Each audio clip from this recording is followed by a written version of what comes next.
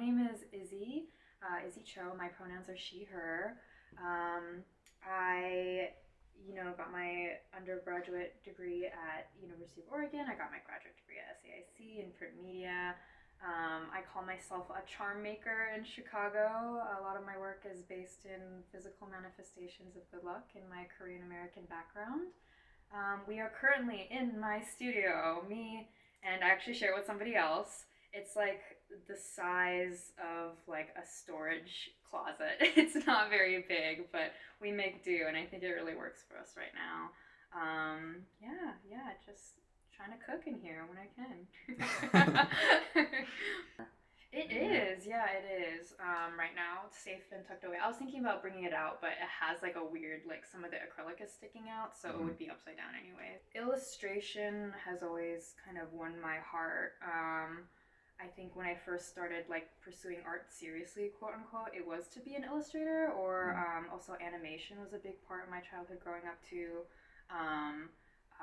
Manga was also a big part of it as well, and I feel like even when I kind of diverged from communication and design, I think I've always gravitated towards like the illustrative, but then finding that balance between illustration and icon and abstraction. And I feel like always kind of balancing those three things kind of manifested in a lot of the shapes, the colors, and the forms that I use too, and like the balance and the way things like I want this to look cute but also a little realistic but not too cutesy, but I also want it to be ambiguous, and always kind of playing around with that. Cool. Hopefully manifested in something distinct. Not to be a little basic, but definitely a lot of Hayao Miyazaki is pretty formative. I've been kind of revisiting a lot of the subgenre of magical schoolgirl anime, and I watched this one called Cardcaptor Sakura a lot, and I felt like not just like visually, but like the themes about like girlhood, mundane magic, coming of age, and like ideas of love, but also thinking about it as a concept of like cultural capital, like thinking of anime as cultural capital and like transnational media. And I feel like now for me in like a more personal context, in like a Korean context, thinking about the pop cultural rise of Korean media too, and how that becomes currency, I guess. Yeah. Pachinko, yeah, I think that is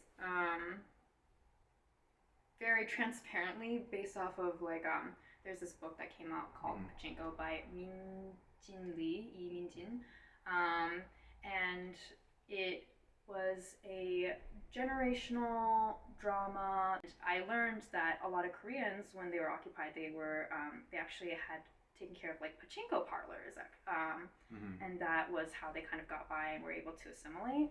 And that really struck me, and I was also thinking about my practice in general, even before reading this book, is a lot about like luck, chance, and traditional systems of luck, and how holding on to luck and superstition is a sign of like generational persistence.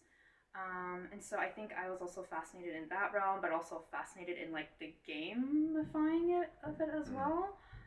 So I think that's kind of what I think about. It's like a pinball game, right? Yeah. So it is, and then you have these and what in the book what they describe is you have these little pegs, and the owners of the parlor actually would every once in a while like kind of subtly knock the pegs one way or another with a hammer to kind of adjust, I guess the success rate, or just change it up a little bit. Yeah, a little bit, but not in a like malicious way, or kind of like a legal way, but just as a way to like maintain the balance, I guess, as they own the parlor.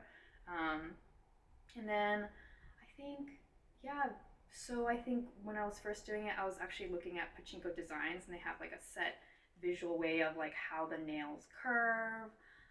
And so I thought it would be interesting to kind of look at how they visually did that with the pachinko parlors, and then incorporate my iconography of good luck. So like persimmons was a thing. I reference a good luck dream that my mom had, and kind of incorporating that iconography with the pachinko and that setup. So that's kind of how this body of work is developing, and it's still like yeah, transforming and adding, and I'm having a Mm-hmm. lot of fun with it. So yeah, for the bigger Mm-hmm. ones, the outlines, I did CNC Mm-hmm. machine, but I in my own practice, I use the laser cutter quite a bit. While I was at SAC, I really took advantage of Mm-hmm. the laser cutter there because I was like, I'm not gonna be able to find this easily anywhere else. Um, I think, to be honest, drawing kind of scares me, and showing my hand Mm-hmm. sometimes scares me. And mark making, I haven't really found a way to utilize that naturally. So I think using the laser cutter was a way for me to try and like make patterns and draw, but also kind of take myself out of it a little bit. Like I think when I draw digitally, for better or for worse, like I tend to like simplify things and abstract things and think about like pattern textile. And so I think the laser cutter helped me think about pattern and repetition and still make and not be so frozen in my image making. So I really kind of leaned into that, I think. Yeah, I think for the pachinko pieces, in terms of material, I feel like the MDF that I had used a lot, it was more thinking about my what I could carry. Actually, that actually is something that stops me, or something I have to think about because I'm a very tiny person who's not very strong. And if I don't have the help of other people, what can I actually make and carry myself? So the MDF Mm-hmm. was like more of a strategic choice. I've been leaning into combining acrylic and hanji, or really leaning into acrylic, thinking about What's hanji? yeah, hanji. That's a good question. Hanji is Korean Mm-hmm. mulberry paper, and it has like pretty long genealogy. It's pretty traditional. So I liked.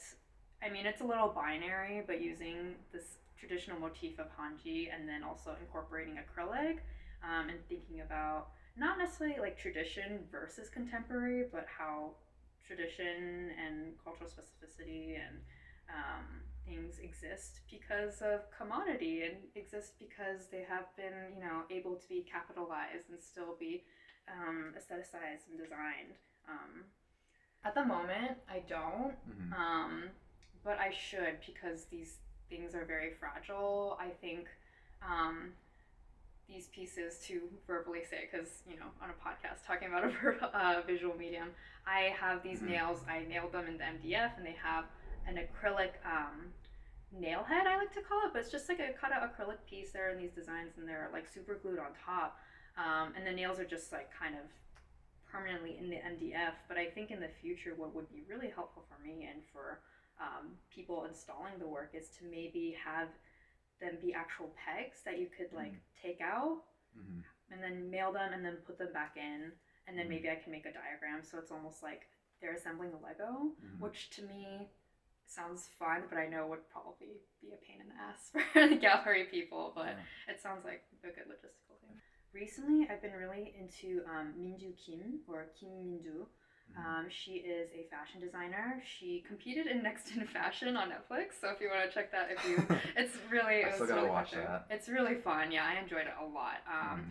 So yeah, that's how I found her stuff. But I look whenever I'm stuck, I look at her collections, and Mm-hmm. again, it's that whole thing about like I think fashion is a really good point for me to reference because it's like combining icon, like texture, and it has to be almost sculptural by design because it has to be on the body. Mm-hmm. And then you're making this a collection, right? So you have this like they make extensive series basically, like bodies of work, and they Mm-hmm. have such a big range, but they're still like cohesive. I don't know. It's like really, I think, a very good shortcut for me, and I've been really enchanted by her use of like shape. Actually, I'm gonna be embarrassed because I feel like people are gonna look her up and they're gonna be like, huh, like maybe a little too referencing too much of her work or something. But yeah, just I'm really enjoying how she does things. Yeah. I always have to name drop her. Charlene Liu, who she was an undergrad. She was the head of the print department at UVO. And she let me studio assist for her, which was very generous because I was very green. But a lot of the language and process colors, a lot of things that I use today are really because of her and her guidance. I've been kind of less explicit about this over the years, but definitely my mom and my sister always have a hand in what I make. Mm-hmm. Um, I it's very sometimes it's very outward, but sometimes they'll just have a phone call, and I'll Mm-hmm. have a phone call with them, and something that they say will really Mm-hmm. spark something and become like a conceptual backbone for what I make. Yeah, I am having a hard time, I guess, pinpointing it. Or one time my sister went to Hawaii and she got me a pack of candies. She's like, "These made me think of Do you." you remember what kind of candy it was? I don't remember what they're called, Mm-hmm. but they were like these hard candies, and they were Mm-hmm. like circular, and they were each colorful. But they came in a actually I can show you. Hold on. They came in an iridescent packaging. This is really bad for podcast, but good for video. Do you see this guy right That's here? so cool. Yeah. So she Yeah. had this whole bag of them for me, Mm-hmm. and I became so enchanted with them as an object. I That's like awesome. bought iridescent paper. But then it also got me thinking of like gift giving even more, and you know Mm-hmm. the generosity of my family, and whether you know Mm-hmm. that's a cultural thing, and Mm-hmm. yeah. So yeah, my Mm-hmm. family, I guess. Yeah. This is something that other people have said to me, Mm-hmm. but I have, which and it makes sense, but I have been recycling a Mm-hmm. lot of shapes. So I think maybe okay, good for video, bad for podcast, but like Mm-hmm. this clover shape that I've been using a lot. Mm-hmm. Has been, excuse me, I just bumped the mic. Has been like a go-to of mine. It's just like a four-petaled flower, but I've shown it every Yeah. single place I've Yeah. been to for the past 2 years now at this point. Yeah. Yeah, and I think the geometry of it, and also this, I think it also symbolizes my reliance on multiple metaphors, because I think it's a flower, I think it's a clover, I think it's a top of a persimmon. Um, and yeah, I think I referenced this a bunch. I'm very flattered, but I did this. I was invited to do an outdoor installation at Scaffold, and I was like using these shapes, but also making other shapes that were kind of similar to this. And I had people like text me, and they were like, "Do you have work outside Scaffold? Because I think I'm kind of clocking it right now."